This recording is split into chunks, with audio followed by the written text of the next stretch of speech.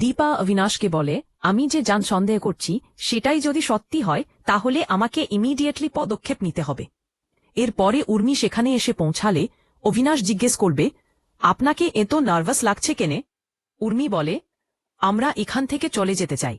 অবিনাশ বলে, তাহলে কি এই টেন্ডারটা আপনার দরকার নেই? ঠিক তখনই জয় এসে বলে, নিশ্চয়ই লাগবে। ভেতরে এসে উর্মি রূপাকে কথা শোনায়, আমরা সবাই ভালো আছি, এটা তোমাদের সহ হচ্ছে না, তাই তো?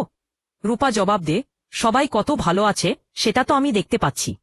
এরপর অবিনাশ বলে, যেহেতু ডিলটা ডক্টর সূর্য সেনগুপ্তর সঙ্গে হচ্ছে তাই আমাদের লিগ্যাল টিমকে ওনাকে একাই সমস্ত কাগজপত্র জমা দিতে হবে। এরপর উর্মি জয়কে বলে, দাদাইকে নিয়ে চলে যাও।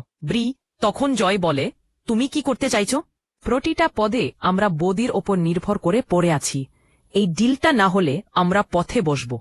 দীপা সূর্যকে একান্তে নিয়ে তার সঙ্গে কথা বলে স্মৃতি ফেরানোর চেষ্টা করে। অন্যদিকে অবিনাশ সন্দেহ করছে দীপা রুদ্রকে খুন করেনি। সে রূপাকে জিজ্ঞেস করে, আপনি জানেন রুদ্রকে কে খুন করেছে? ওদিকে সূর্য আর দীপা যেখানে একা কথা বলছিল সেখানে উর্মি চলে আসে আর সূর্যকে বলে, বাড়িতে আপনার অনেক কাজ আছে, আপনার দেরি হচ্ছে না।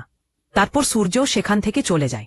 উর্মি দীপাকে কথা শোনায় আর বলে, একটা বিজনেস ডিল দেবে বলে আমাদের আর কত অপমান করবে।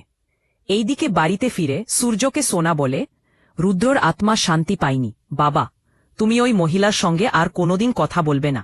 অন্যদিকে অবিনাশ দীপাকে জানায়, রিপোর্ট আসতে এখনো 2 দিন সময় লাগবে। তখন রূপা বলে, যাই হোক আমি যাব ওই বাড়িতে।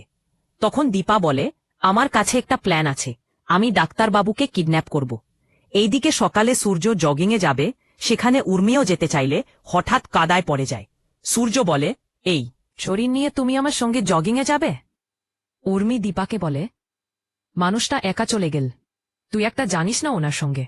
তখন দীপা বলে, মানুষটা তো একাই, বড়ামা ফিরে এসে কে মা।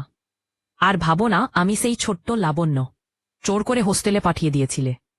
এইদিকে দীপা সূর্যকে লং ড্রাইভে নিয়ে যাব বলে গাড়িতে বসিয়ে সেখান থেকে বেরিয়ে যায়।